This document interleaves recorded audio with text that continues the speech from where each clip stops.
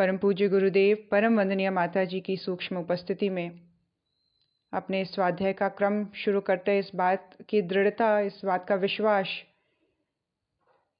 इस बात के लिए हम पूर्णतः आश्वस्त हो जाएं कि हम सबके जीवन में हर क्षण, हर पल परिवर्तन आता चला जा रहा है।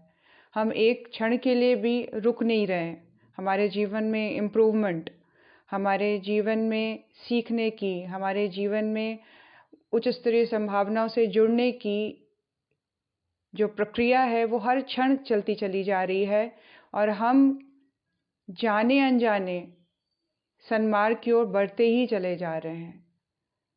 सबकॉन्शियसली, कॉन्शियसली, किसी भी लेवल पर हम सही मार्ग के ऊपर हम और करेक्ट होते चले जा रहे हैं, हम और सही होते चले जा रहे हैं। हम अपने आप को प्रकृति के, हम अपने आप को इस प्रचंड ब्रह्मांड के अकॉर्डिंग अलाइन करते चले जा रहे हैं। गुरुदेव के साहित्य का एक एक शब्द हमारे अंतर्मन को परिमार्जित करता चला जा रहा है। ऐसा पूर्ण विश्वास अंतर्मन में रखते हुए एक नए उमंग और उल्लास के साथ आइए आज के स्वाध्याय का क्रम शुरू करते हैं। आज हम सभी डिसाइड किया है, जैसा कि हम लोगों ने, कि हम पहले गायत्री महाविज्ञान की रिवीजन कर लेंगे और आज मैंने ये भी डिसाइड किया है कि इसके ख़त्म होने की वेट ना करते हुए पैरेलली लास्ट के 10 मिनट्स हम लोग सूर्य साधना के बारे में पढ़ेंगे। रोज़ एक नई जानकारी सूर्य साधना से रिलेटेड, किस तरह से कौन सी बीमारी हम सूर्य रश्मियों का और रंगों के प्रयोग से हम ठीक कर सकते हैं। ये लास्ट के 10 मिनट का सेशन रहेगा। आइए, हमने समाप्त किया था लास्ट टाइम किस तरह से हमें अग्नि तत्व की शुद्धि करनी है। तत्वों की शुद्धि अन्नमय कोश में बहुत इंपॉर्टेंट है। ये समस्त कोशों की जो साधना है वो तत्वों की शुद्धि करता चला जाता है। तत्वों की शुद्धि के साथ इसका जो प्रभाव है, अंत में आकाश तत्व जो हमारे विचारों की शुद्धि के रूप में, हमारे विचारों के परिमार्जन के रूप में सामने आता है। हमारे विचारों में और क्लैरिटी आती चली जाती है, थॉट प्रोसेस में समझने की, जीवन के उद्देश्यों को समझने की एक ठहराव आता चला जाता है। एक सही दिशा जीवन को मिलती चली जाती है। हमारा समय, हमारी प्रतिभा, हमारा टैलेंट, हमारा सब कुछ एक व्यवस्थित तरीके से फिर खर्च होना शुरू हो जाता है। तो वो समझ जो हम सबको एनर्जी के साथ अलाइन करता चला जाए, जो हमारी शक्ति को वेस्ट ना होने दे, जो हमारे पावर को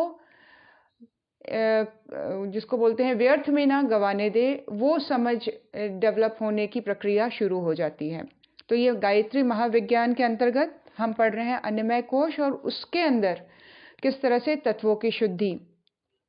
पिछले क्रम में हम लोगों ने पढ़ा किस तरह से जल तत्व और वायु तत्व की शुद्धि करनी है, वायु तत्व की शुद्धि करनी है, पृथ्वी तत्व की शुद्धि करनी है, और आगे के क्रम में हम पढ़ेंगे किस तरह से अग्नि तत्व, जो कि सूर्य के प्रकाश में देर तक बैठने, सूर्य के प्रकाश को अधिक से अधिक, जिसको कहते हैं उगते हुए सूर्य की जो रश्मियाँ होती हैं वो बहुत पावरफुल होती हैं और बहुत ही, जिसको बोलते हैं आरोग्य निरोग से भर देने वाली होती हैं जीवन को।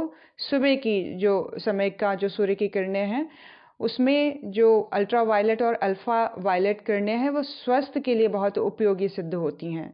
और अगर जल के सम्मिश्रण के साथ इसको एब्जॉर्ब किया जाए, जल ऐसा हो कि शरीर को थोड़ा सा गीला रख लिया जाए या कम वस्त्रों में और हल्के गीले वस्त्रों में सूर्य की किरणों का सेवन किया जाए, तो वो, अब गर्मी आ रही है तो ये सारी चीज़ें पॉसिबल होंगी। इसका इम्पैक्ट एक डिफरेंट लेवल पे पड़ता है, डिफरेंट। हम लास्ट के 10 मिनट में सूर्य साधना के अंतर्गत पढ़ेंगे कि कौन कौन से कलर्स किस किस रोगों में, कौन कौन से शरीर के अंगों को स्वस्थ करने में सहायक होता है। वायु तत्व की शुद्धि, जैसे हम लोगों ने जाना कि मॉर्निंग वॉक ऐसी ग्रीनरी वाली जगह में जहाँ पे अधिक से अधिक पेड़ हों, और ऐसे समय में जब लोगों की हलचल कम हो, गाड़ियाँ कम हो और पोल्यूशन कम हो, तो उसमें हम वॉक करें। कई बार हम देखते हैं लोग, बिल्कुल गाड़ियाँ चल रही हैं और दोपहर को 10-11 बजे, 12 बजे मुंह में मास्क लगा के जॉगिंग कर रहे हैं। ये बहुत गलत तरीका है।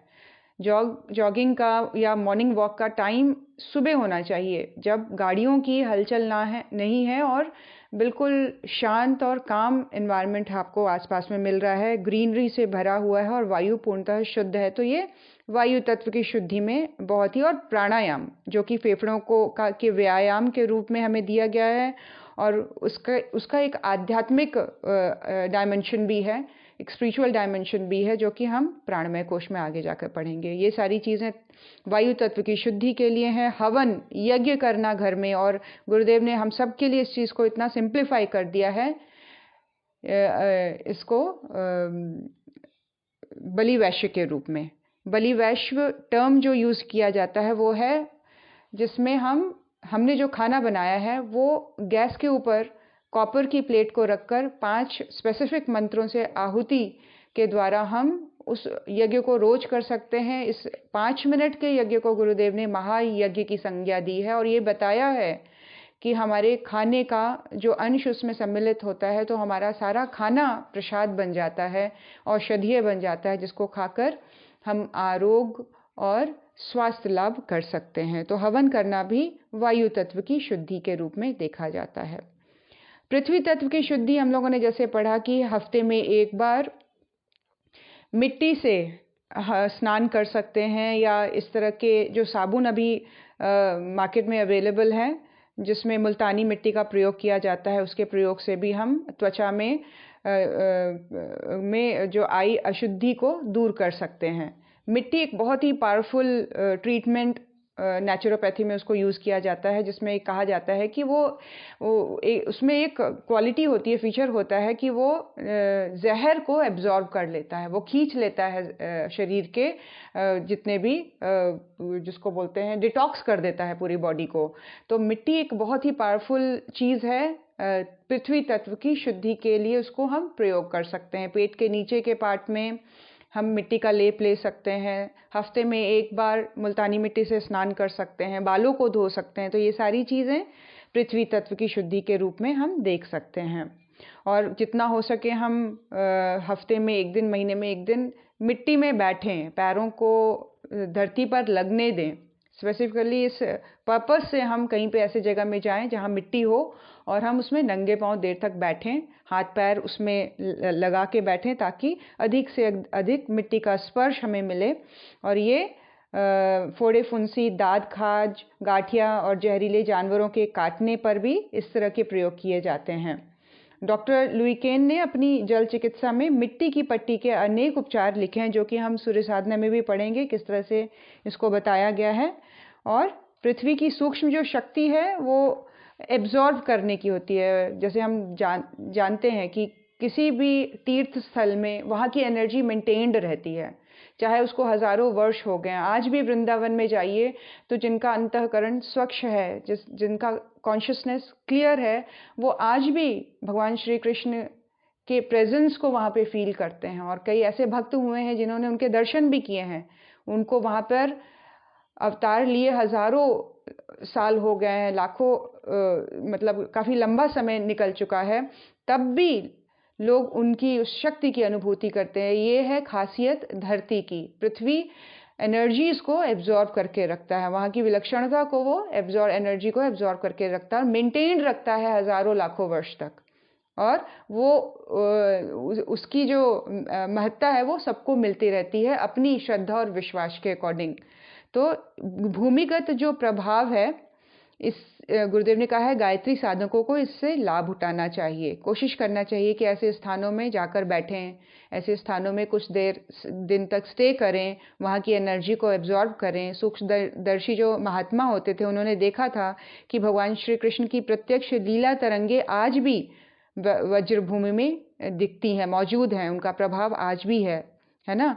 तो इस तरह से गुरुदेव ने पृथ्वी तत्व की शुद्धि के लिए तीर्थ यात्रा करने का भी एक उपाय बताया है।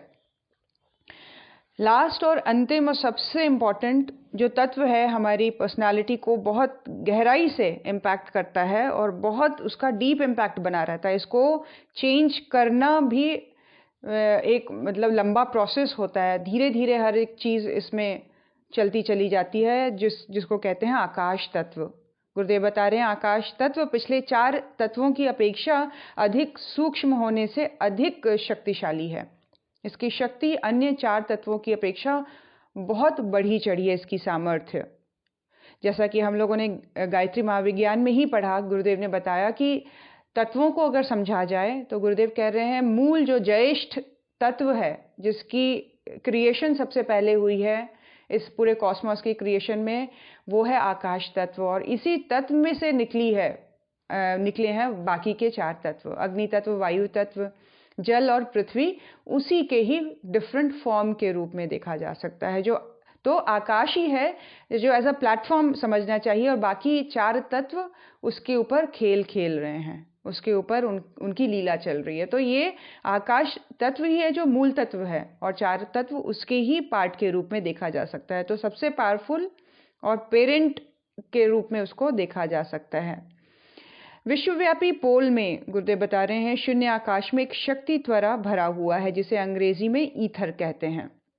पोले स्थान को खाली नहीं समझा जाना चाहिए। वह वायु से सूक्ष्म होने के कारण प्रत्यक्ष रूप से अनुभव नहीं होता, तो भी उसका अस्तित्व पूर्णतया प्रमाणित होता है। आकाश तत्व जो है वो देखने में समझ में नहीं आएगा, क्योंकि ऐसे स्थानों में जहाँ पर उसकी अधिकता बनी होती है आकाश तत्व की, वो स्थान दिखने में पोले लगते हैं, खाली लगते हैं, ऐसा लगता है यहाँ पे कोई भी चीज़ एग्जिस्ट नहीं करती। लेकिन वास्तविकता ये नहीं है। वास्तविकता है कि वो पूर्ण रूप से सूक्ष्म वायु से, जिसको आकाश तत्व कहा गया है, वो ईथर तत्व से पूरी तरह से भरे हुए हैं।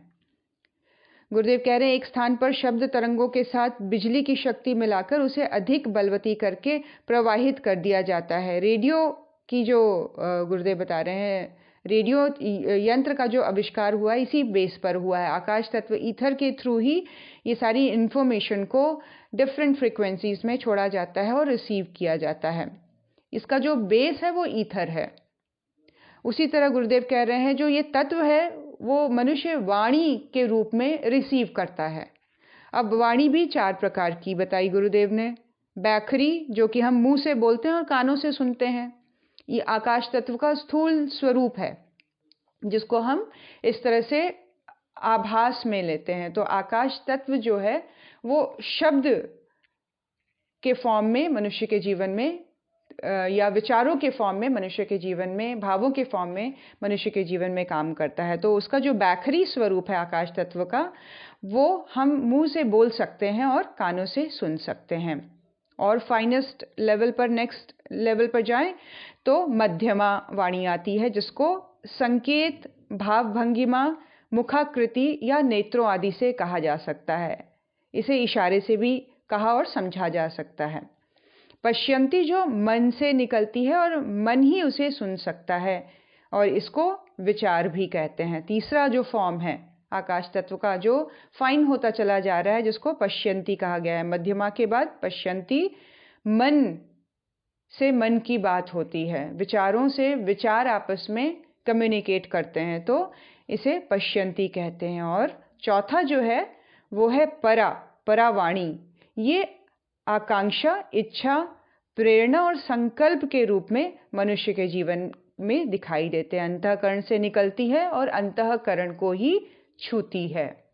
आकाश तत्व का सबसे प्रबल, सबसे शक्तिशाली और सबसे प्रचंड जो स्वरूप है, जो काम करता है बहुत तेजी के साथ, जो 1 मिली सेकेंड में हजारों हजार मील को कवर कर जाता है, छू जाता है, जिसको संव्याप्त कर देता है, वो है हमारी परावाणी, जो कि प्रेरणा के द्वारा किसी के अंतर्मन में संकल्प जाग जाए, किसी को प्रेरणा मिल जाए और उसका जीवन बदल जाए, किसी ने कुछ निश्चय कर लिया, किसी के अंदर बहुत ही प्रबल इच्छा का प्रकट होना, ये परावाणी के रूप में ही देखा जाता है, जो मनुष्य के अंतःकरण में गुंजायमान होती है और इसको अंतःकरण ही रिसीव करता है।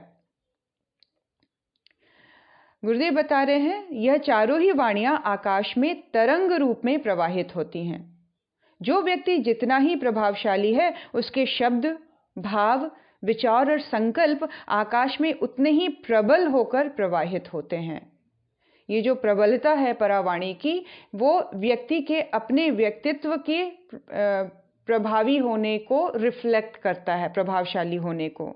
जो व्यक्ति जितना अधिक प्रभावशाली होगा, जिसके अंदर जितनी अधिक प्राण शक्ति होगी, जीवटता होगी, संकल्प शक्ति होगी, प्रचंड इच्छा शक्ति होगी, उसकी ये परावाणी उतनी ही द्रुत गति से आकाश में प्रबल होकर दूसरे लोगों के ऊपर इम्पैक्ट करते हैं। इसीलिए हम लोगों ने देखा है कई ऐसे एग्जाम्पल्स हमारे सामने लाइव एग्जाम्पल हमारे परम पूज्य गुरुदेव, जिनका ये संकल्प कि युग का निर्माण हो, विचार में क्रांति आ जाए, इस अभियान के रूप में, प्रोजेक्ट के रूप में जो इन्होंने काम शुरू किया, जहां व्यक्ति की सोच को बदलने का क्रम शुरू किया गया उन्होंने, और उनका ये संकल्प ना जाने कई लाखों करोड़ों लोगों के जीवन को बदलता चला गया, जिन्होंने उनको देखा भी नहीं है, जिन्होंने कभी वो जो उनसे मिले भी नहीं हो पर्सनली, जो शायद जानते भी नहीं हो शांति कुंज क्या है, कहाँ है, उन्होंने भी अगर कहीं उनके विचारों को पढ़ा है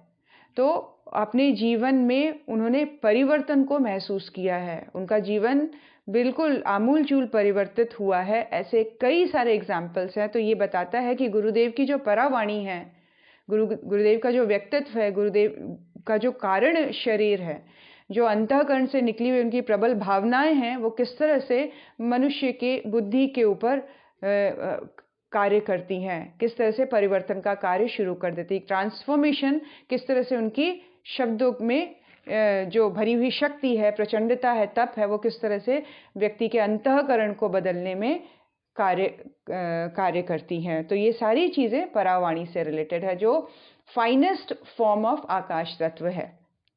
गुरुदेव आगे बता रहे हैं, आकाश में असंख्य, प्रकृति के असंख्य व्यक्तियों द्वारा असंख्य प्रकार की स्थूल एवं सूक्ष्म शब्दावली प्रेषित होती रहती है। हमारा अपना मन जिस केंद्र पर स्थिर होता है, उसी जाति के असंख्य प्रकार के विचार हमारे मस्तिष्क में धस जाते हैं और अदृश्य रूप से उस पर अपने पूर्व निर्धारित विचारों की पुष्टि करना आरंभ कर देते हैं। ये बहुत ही कमाल का फिनोमेना है, जिसको समझना होगा कि प्रकृति में कोई भी व्यक्ति अगर किसी तरह से किसी ढर्रे में अगर जी रहा है, किसी ढर्रे में को लेकर चल रहा है, किसी ढर्रे की को लेकर सोच रहा है, तो वो ऐसा क्यों है? उसके पीछे कौन सा साइंस काम कर रहा है? क्या चीज़ उसको सपोर्ट कर रही है? कहाँ से उसको शक्ति मिल रही है? उसको ये सारा आइडियाज़ कहाँ से मिल रहे हैं? उसका बेस क्या है नॉलेज का?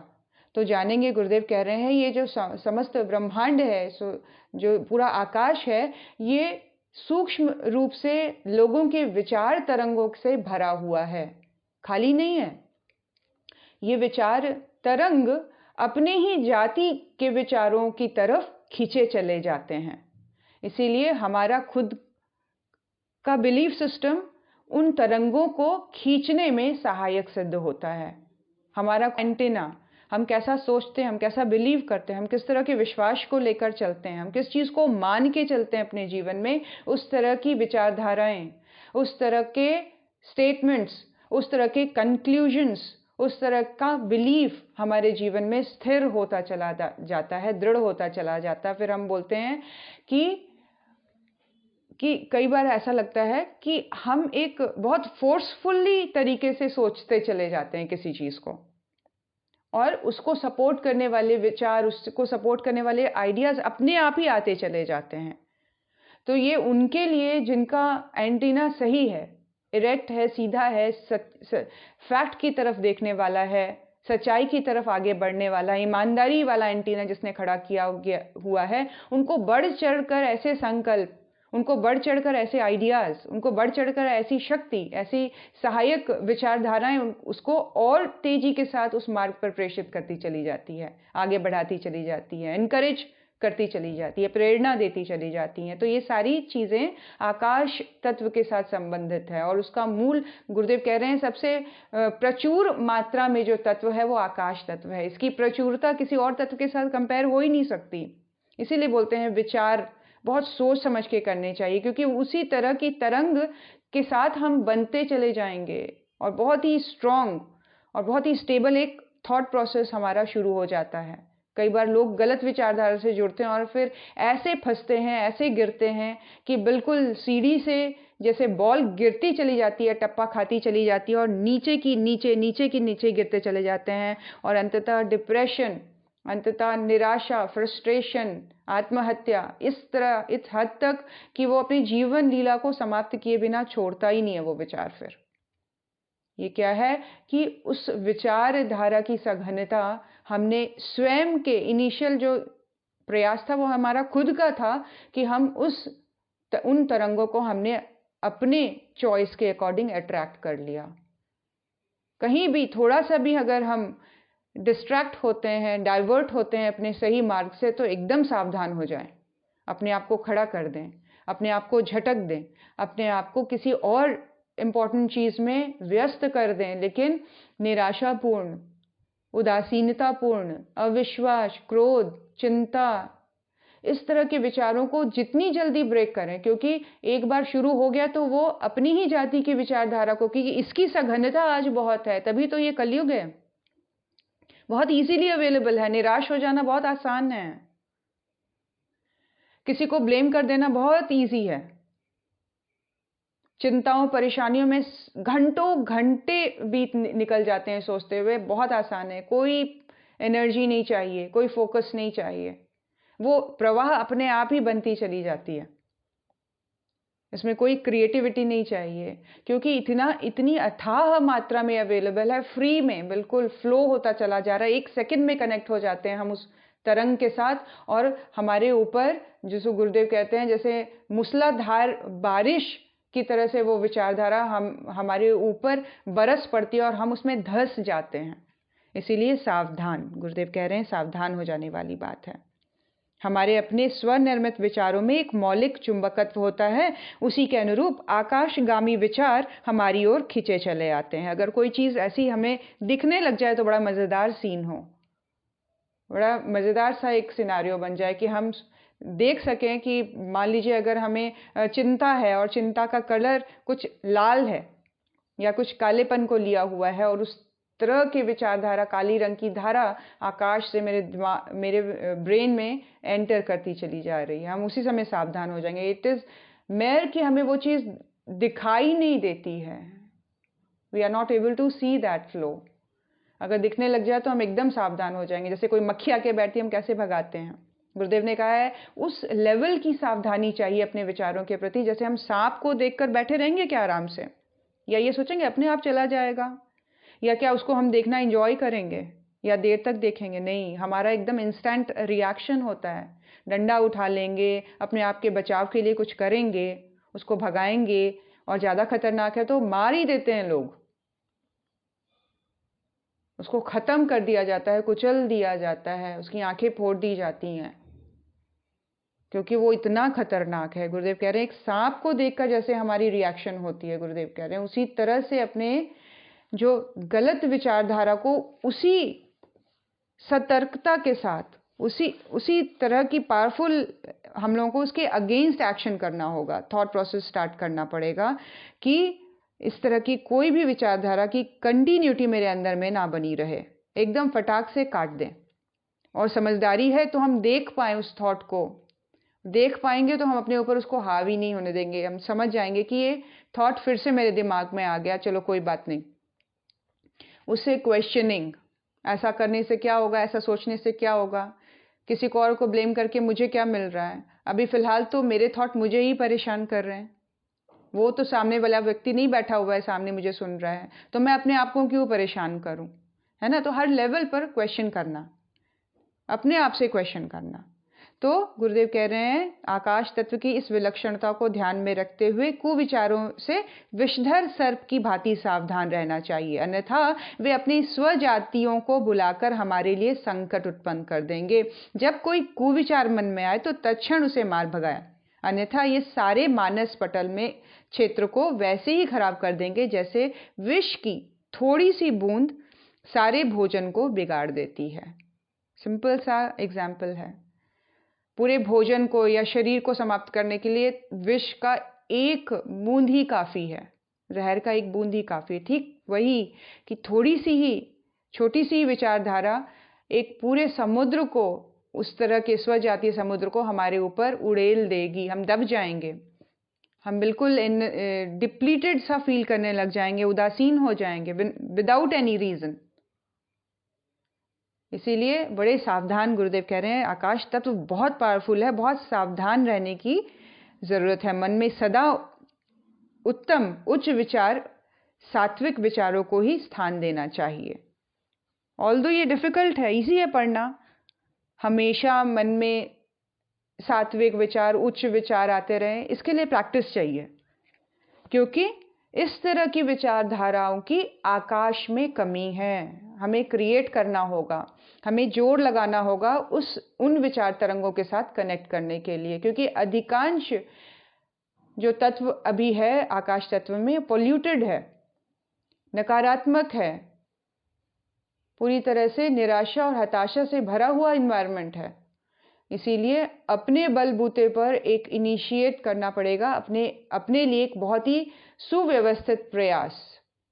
उसके लिए गुरुदेव ने इतना वृहद जो लिटरेचर हम सबको दिया हुआ है पढ़ने के लिए।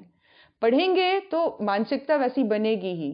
हमारी इन्वॉल्वमेंट किस चीज़ में है और उसका रेशियो क्या है दूसरे अन्य चीज़ों को करने में। जैसे अगर हम बहुत ज़्यादा सोशल मीडिया में टाइम स्पेंड करने लग जाएंगे तो हम एकदम एनर्जी से डिप्लीट हो जाएंगे। वो भी डिपेंड करता है कि हम क्या देख और सुन रहे हैं। सोशल मीडिया अपने आप में एक पूरा ब्रह्मांड है। आप जो चीज़ वहाँ से निकालना चाहे निकाल सकते हैं। हर एक लेवल की चीज़ अवेलेबल है, खराब से खराब, अच्छा से अच्छा, बेस्ट से बेस्ट। ऐसे ऐसे इंफॉर्मेशन, ऐसे ऐसे ऑडियो बुक्स, ऐसे ऐसे वीडियोस अवेलेबल हैं जिसकी तरफ अगर थोड़ा सा भी फोकस किया जाए तो हमारे स्टाइल में, हमारे पैटर्न में, हमारे हैबिट्स में बहुत सारे चेंजेस आ सकते हैं। बिल्कुल थॉट प्रोसेस को चेंज कर देने वाले ऐसे कई सारे कंटेंट अवेलेबल है। लेकिन अब ये डिपेंड करता है कि हमारा इंटरेस्ट किस में है या हम किस तरह से अपने पैटर्न को ब्रेक करके अच्छी चीज़ों की ओर अग्रसर होते हैं। तो ये सारी चीज़ें डिपेंड करेंगी कि हम थॉट के लेवल पर डिसिप्लिन होते चले जाएं, क्योंकि सबसे आसान है कुछ भी सोच लेना। सोचना ही तो एक ऐसी चीज़ है जो हमारे हाथ में, मतलब एक तरह से देखा जाए जो बोलते हैं ना कि मन जो है वायु की तरह है। वायु को आप पकड़ के नहीं रख सकते। हाँ, इसको एक डायरेक्शन दिया जा सकता है, इसको फोर्सफुली, इसको प्रैक्टिस के साथ, इसको नियमितता के साथ, इसको अपने आप को एक डिसिप्लिन में बांध के एक शेप दिया जा सकता है, एक फ्लो दिया जा सकता है, एक डायरेक्शन दिया जा सकता है। और इसके लिए ज़रूरी है कि हम उस चीज़ के लिए थॉट लेवल पर ही पहले संकल्पित हों, एटलीस्ट अलर्ट हो जाएं। तो आकाश तत्व जो अंतिम और सबसे गुरुदेव कह रहे हैं सबसे पावरफुल, शक्तिशाली है हमारी पर्सनालिटी में, हमारे व्यक्तित्व में, विचारों के रूप में है थिंकिंग। थिंकिंग एक ऐसा फिनोमेना है जो सिर्फ मनुष्य को ही मिला है और इस पूरे ब्रह्मांड में किसी एग्जिस्टेंस में ये फिनोमेना नहीं है, और इसी के बलबूते वो ईश्वर तक पहुंच सकता है। ये सबसे बड़ा टूल है, ये सबसे शक्तिशाली टूल है। इसीलिए आकाश तत्व की शुद्धि स्वाध्याय के द्वारा, अच्छा देखने, अच्छा सुनने के द्वारा हम उस लेवल को रिफाइन कर सकते हैं जो हमें बहुत ही सूक्ष्म रूप से किसी भी चीज़ की ओर अग्रसर करता है ना। कोई भी एक्शन के पीछे थॉट है और किसी भी थॉट के पीछे हमारा बिलीफ सिस्टम है, हमारा विश्वास है, हमारा इंटरेस्ट है उस ओर।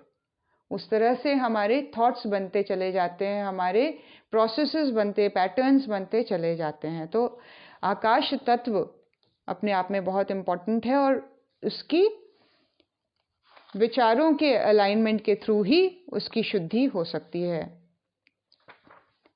अंतिम जो गुरुदेव ने अन्नमय कोश की शुद्धि के लिए बताया है वो है तपश्चर्या। उसके बाद प्राणमय कोश आता है। तपश्चर्या गुरुदेव कह रहे हैं गायत्री साधकों को तपस्वी होना चाहिए। अब यहाँ पे स्पेसिफिकली अपने बच्चों से गुरुदेव बात कर रहे हैं जिन्होंने गायत्री को वर्ण करना है। गायत्री मीन्स हाईएस्ट पॉसिबिलिटी है ह्यूमन जर्नी की, विवेक की पराकाष्ठा है ना। नरेंद्र को रामकृष्ण परमहंस ने विवेकानंद नाम दिया, जिसको विवेक में आनंद आ रहा है, जिसको फैक्ट देखने में आनंद है। आनंद का मतलब फिर वो उनका सेंटर पॉइंट है, उसमें वो स्थिर हैं, वो उनकी पूरी पर्सनालिटी का ध्रुव है या न्यूक्लियस है। वहाँ पर उनका कॉन्शियसनेस बिल्कुल स्टेबल है। तो विवेकानंद जिसकी आनंद की स्थिति विवेक में रहने में है, विवेकपूर्ण रहने में है, हर एक चीज़ को सही तरह से लॉजिकली लेकर, सोचकर, समझकर चलने में है, ऐसे व्यक्ति को विवेकानंद कहा गया। और ये विवेक में आनंद की वृत्ति का जागरण कैसे हुआ उनके जीवन को अगर हम देखेंगे तो तप के द्वारा। उन्होंने अपने जीवन में तप को इनिशिएट किया और फिर वो किस तरह से आगे बढ़ते चले गए। तो गुरुदेव कह रहे हैं जो गायत्री का साधक है, गायत्री का साधन मतलब विवेक की जो साधना कर रहा है, उसको अपने जीवन को तप से बांधना पड़ेगा। अब वो आपकी चॉइस है, हम सबकी चॉइस है अपनी अपनी अंडरस्टैंडिंग के लेवल पर कि हम कहाँ कहाँ अपने आप को रिस्ट्रिक्ट कर सकते हैं। हमें जो पावर दी गई है, अभी बॉडी यंग है, अभी हमारा डाइजेस्टिव सिस्टम हर चीज़ को डाइजेस्ट कर रहा है, तो ये पावर है बॉडी की, कहीं कोई प्रॉब्लम नहीं है, हम कुछ भी खा पी सकते हैं, तो पावर मिली हुई है, शक्ति है। अब इस शक्ति का हम सदुपयोग करें या दुरुपयोग करें। नॉनवेज भी खा सकते हैं, बेकार के चीज़ें भी खा सकते हैं, हमेशा चाट मसाला भी अभी हम लोग की बॉडी डाइजेस्ट कर लेगी, है ना। 35-40 के एज में ये सारी चीज़ें एक आसानी से होती चली जाती हैं। प्रॉब्लम कब आती है? 45 के बाद, जब ये पावर हमसे छूटती चली जाती है। क्यों छूटती है? क्योंकि इस शक्ति का दुरुपयोग किया है। तपश्चर्या शक्ति को पूरी तरह से, जिसको बोलेंगे एक्यूमुलेट करने की के प्रोसेस को कहा जा रहा है। अगर इसको तपश्चर्या ना दें, इसको हम बोले power, process of accumulating power, शक्ति को अर्जित करने का क्रम को तपश्चर्या नाम दिया गया है। तपश्चर्या नाम सुन के डर लगता है, अरे तप करना पड़ेगा, अरे बाप रे, अपने आप को अनकंफर्टेबल कर देना पड़ेगा, अपने कंफर्ट जोन से बाहर निकलना पड़ेगा, छोड़ना पड़ेगा अपने कंफर्ट्स को, अपनी आदतों को, अपने पैटर्न्स को ब्रेक करना पड़ेगा। जी हाँ, क्योंकि ये जो शक्ति है अलग अलग रूप में, देखने की शक्ति, सुनने की शक्ति, क्रिएट करने की शक्ति, पैसा कमाना भी एक शक्ति के रूप में है, उसको अगर हमने सही तरीके से सेव नहीं किया तो आगे चल के फाइनेंशियल प्रॉब्लम देखना पड़ता है। सेहत अपने आप में शक्ति है, पावर है, उसको हमने वेस्ट किया तो एक बहुत ही लुंज पुंज तरीके से जीवन को जीना पड़ता है, कमज़ोर तरीके से, डिपेंडेंट होकर, आश्रित होकर। तो ये क्या है? पावर को हमने वेस्ट किया। सोचने की शक्ति है, दिमाग बहुत इंटेलिजेंट है, चालाकियाँ चतुराइयों में, धोखा देने में, लूटने में, किसी को बेवकूफ़ बनाने में खर्च कर दिया इस पावर को, तो फिर बिल्कुल मानसिक रूप से विक्षिप्त होकर, डिप्रेस होकर जीवन को समाप्त करना पड़ेगा। तो ये क्या है? पावर को एक्यूमुलेट करने को तपश्चर्या कहा गया है कि हम किस तरह से हम अपने आप को बहुत पावरफुल बनाएं, किस तरह से हम अपने आप को हर लेवल पर बहुत ही एनर्जेटिक बनाते चले जाएं। तो इसकी शुरुआत अन्नमय कोश की बॉडी के लेवल पर, बॉडी के लिए योग के द्वारा बॉडी को स्ट्रॉन्ग करना, पावर को एक्यूमुलेट कर रहे हैं। आलस्य ना होने के द्वारा बॉडी को एक्टिव और स्वस्थ रखना, पावर को एक्यूमुलेट कर रहे हैं। तो ये सारी चीज़ें तपस्या के अंतर्गत आती हैं।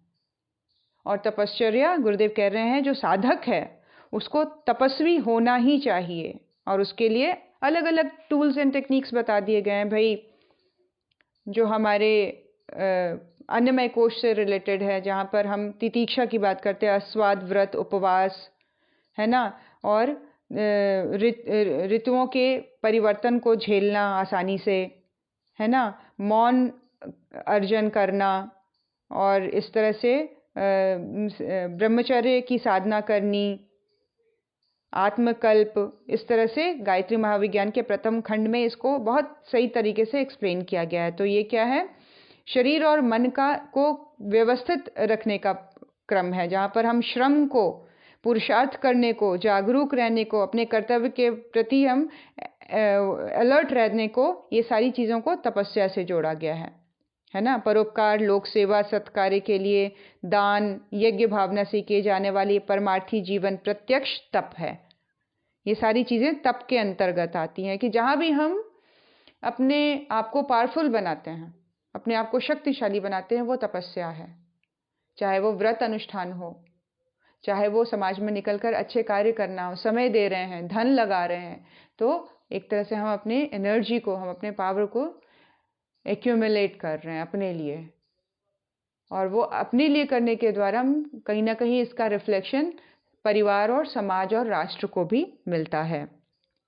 तो गुरुदेव कह रहे हैं कि वर्तमान समय में सामाजिक, आर्थिक, बौद्धिक व्यवस्था में परिवर्तन हो जाने से मनुष्य के रहन सहन में अंतर आ गया है।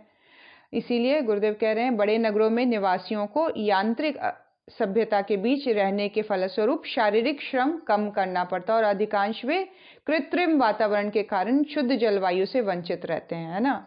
गर्मियों में एसी चला लेते हैं, गाड़ियों में एसी चला के घूमते हैं, तो एक कृत्रिम आर्टिफिशियल जो एक एनवायरनमेंट हम क्रिएट करते हैं, जिसकी वजह से हमारी इम्यूनिटी वीक होती चली जा रही है। तो हम कोशिश करें कि कम से कम इन सारी चीज़ों का प्रयोग हो, ताकि शारीरिक स्तर पर हम अपने आप को स्ट्रांग बनाएं। गुरुदेव कह रहे हैं कुछ समय पूर्व तक नेति, धोती और न्योली, वज्रोली जैसी जो चीज़ें हैं योग में, वो आसानी से की जाती थी, लेकिन अब वो समय नहीं है जो ये कठिन साधनाएं की जाएं। तो इसके लिए हम कोशिश करें कि अधिकांश रूप से हम कैसे छोटी छोटी संकल्पों के द्वारा अपने आप को व्यवस्थित रख सकें, अपने आप जीवन में तपश्चर्या को बढ़ा सकें, अपने आप को एक तरह से डिसिप्लिन कितना रख सकते हैं कि भाई खाने का हम लोगों ने टाइम डिसाइड कर लिया है, सोने जागने का टाइम व्यवस्थित कर लिया है, टीवी इंटरटेनमेंट का टाइम व्यवस्थित कर लिया है ना। अब आपस में बातचीत करने का भी टाइम एक व्यवस्थित तौर तरीके से करें। अधिकांश समय स्किल्स को हम कितना बढ़ाने में समय लगाते हैं, हम अपने टैलेंट को कितना बढ़ाने में समय लगाते हैं, हम अपनी पात्रता के विकास में, साधना उपासना में कितना समय लगाते हैं। तो ये सारी चीज़ें तपश्चर्या से रिलेटेड हैं। तो तपश्चर्या बहुत ज़रूरी है गायत्री साधकों के लिए। तो ये सारी चीज़ें आई हैं, गुरुदेव बता रहे हैं अन्नमय कोश के अंतर्गत।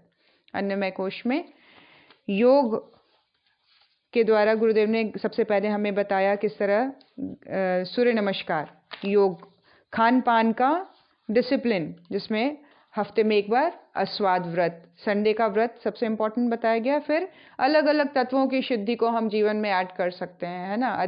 तो एक तरह से देखा जाए नाम के लेवल पर ये चीज़ें डिफरेंट सुनाई देती हैं, लेकिन हम देखें तो ये अपने जीवन को व्यवस्थित करने का क्रम है कि अगर हम भोजन को सात्विक तरीके से खाएंगे, पानी पीने का अपना ध्यान रखेंगे, बॉडी को फिट रखने के लिए सुबह शाम टहलेंगे, बाहर वॉक करके आएंगे, है ना, यज्ञ जैसे वैदिक चीज़ों से अपने रूटीन को बना के रखेंगे, प्राणायाम की अधिकता रहेगी, तो अपने आप ही हम देखेंगे कि सारी चीज़ें व्यवस्थित होती चली जाएंगी तत्वों के लेवल पर। लेकिन यहाँ पे गुरुदेव ने हर एक चीज़ को एक एक करके हमें समझाने का प्रयास किया कि किस तरह से ये हमारा पूरा जो शरीर अलग अलग तत्वों से बना हुआ है, इसको कैसे तुम व्यवस्थित रख सकते हो इस उपक्रम को अपनाने में। तो ये था आज का हमारा गायत्री महाविज्ञान का रिवीजन वाला पार्ट, जिसमें हमने अन्नमय कोश को कवर किया है। कल हम प्राणमय कोश को कवर करेंगे। इससे पहले, समाप्ति से पहले, हम सूर्य साधना के अंतर्गत जानेंगे रंगों का प्रयोग, है ना। तो गुरुदेव यहाँ बता रहे हैं सूर्य चिकित्सा शास्त्री जिन रंगों की रुग्णता शरीर में देखते हैं, उस रंगों को पहुंचाकर ट्रीटमेंट करते हैं। एक बार उसको डिस्क्राइब कर देती हूँ। गुरुदेव यहाँ क्या बताना चाह रहे हैं कि जो सूर्य की 7 किरणें हैं, वो संसार के सभी रोगों को दूर करने में सक्षम हैं। 7 रंगों के द्वारा समस्त रोगों का निवारण किया जा सकता है। सूर्य चिकित्सा विज्ञान का अभी आरंभिक प्रयोग ही चल रहा है। संसार ने अभी इसका आंशिक प्रयोग ही जाना है, पूरी तरह से इसका प्रयोग में अभी सफल नहीं हुए हैं। रंगीन कांचों के सहारे उन रंगों की किरणों को शरीर के किसी रुग्ण अवयव पर विधानपूर्वक डाली जाए तो उसका आश्चर्यजनक प्रभाव होता है। रंगीन बोतलों में पानी भरकर धूप में रखने के उपरांत वह पानी ही औषधि बन जाती है और बाजारू औषधियों की तुलना में कहीं अधिक काम करती है। क्रोमोथेरेपी के ऐसे वैज्ञानिक प्रयोग चल भी रहे हैं कि मात्र सूर्य किरणों से सभी रोगों की चिकित्सा की जाए। वह सरल भी रहेगा और सस्ता भी। किसी को आश्चर्य नहीं होना चाहिए कि भविष्य में वर्तमान प्रचलित चिकित्सा प्रणाली में से सभी को पीछे धकेलकर अगले दिनों सूर्य शक्ति के प्रयोग से मनुष्य शारीरिक ही नहीं मानसिक रोगों को भी दूर करने की सर्वांगपूर्ण चिकित्सा पद्धति काम आने वाली है। गुरुदेव ने फ्यूचर ट्रीटमेंट जो है वो बता दिया है कि फ्यूचर ट्रीटमेंट टेक्निक क्या होने वाली है। सारी चिकित्सा पद्धति को पीछे होकर सौर्य चिकित्सा पद्धति को अपनाया जाने वाला है आने वाले समय में। और ये बता रहे हैं गुरुदेव कि ये सिर्फ शारीरिक रोगों को ही नहीं मानसिक रोगों को भी दूर करने वाला सिद्ध होने वाला है। सूर्य चिकित्सा शास्त्र जिन रंगों की कमी शरीर में देखता है उसको पहुंचाने का प्रयास करता है। इस रंग को वह सूर्य की किरणों से प्राप्त करता है।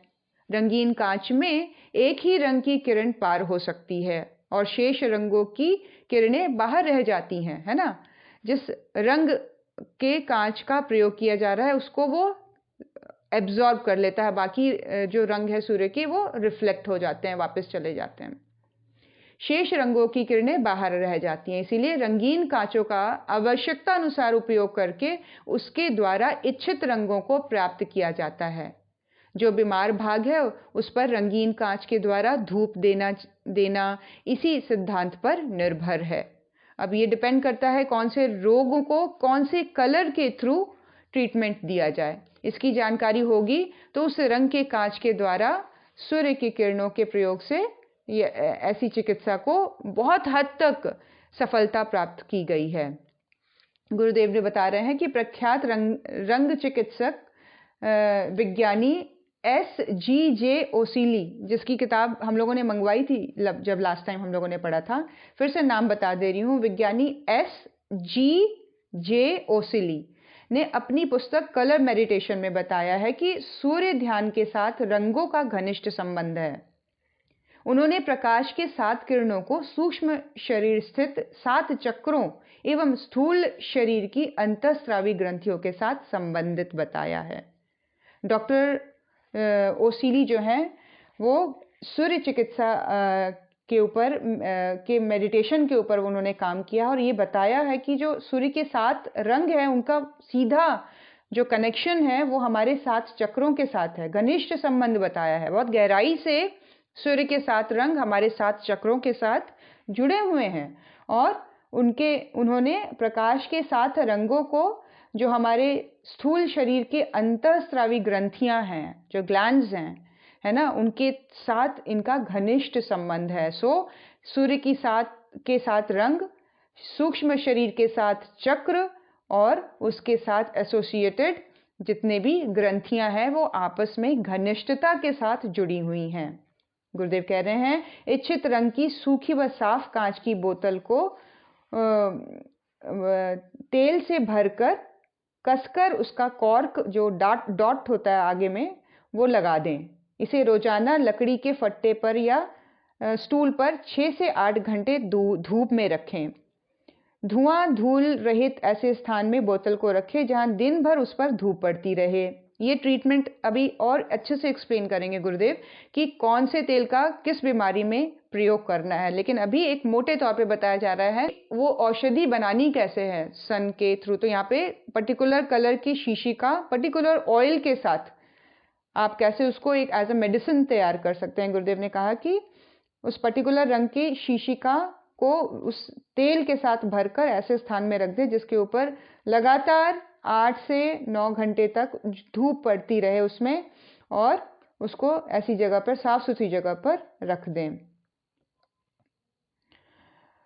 रोजाना धूप में रखें या दिन भर उस पर धूप पड़ती रहे, दिन भर उस पर धूप पड़ती रहे। रोजाना धूप में रखने से पहले तेल की बोतल के ऊपर लगी हुई चिकनाई, धूल के रजकण आदि किसी साफ कपड़े से पोंछकर साफ कर लें और दिन में 1-2 बार इसे अवश्य हिला दें। धूप समाप्त होने पर शाम को उस शीशी को लकड़ी के फट्टे सहित उठाकर कमरे में रख लें। अगले दिन सुबह फिर उस लकड़ी के फट्टे पर ही उस शीशी को धूप में रखें। तो लकड़ी का फट्टा नीचे होना ज़रूरी है जब भी धूप में रखें, और जब भी उस बोतल को अंदर उठा के लाएंगे तो लकड़ी के फट्टे के सहित उसको सीधे अर्थ के ऊपर, धरती पर या किसी और चीज़ पर नहीं रखना है, लकड़ी के फट्टे के ऊपर रखना है या टेबल पे लाके रख सकते हैं।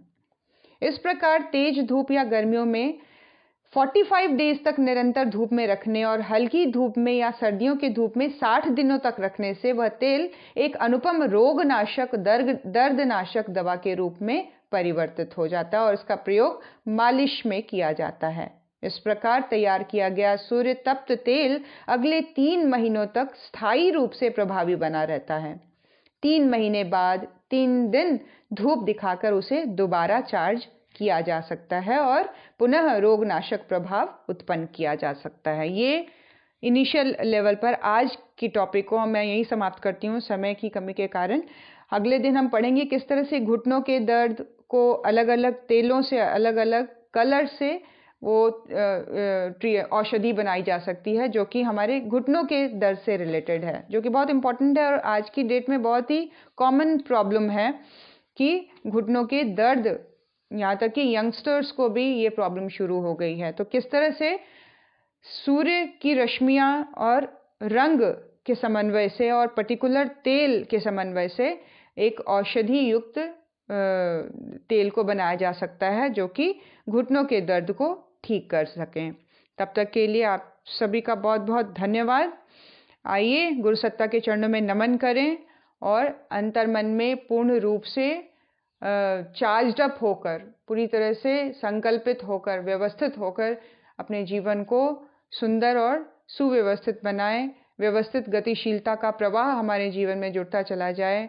गुरु के बताने के अकॉर्डिंग हम अपने आप को परिवर्तित करते चले जाएं, अपने आप को शेप देते चले जाएं, अपने थॉट प्रोसेस को चेंज करते चले जाएं। ऐसा मनोभाव हम सबके अंदर दृढ़ हो, ऐसा भाव करते हुए गुरु सत्ता को नमन।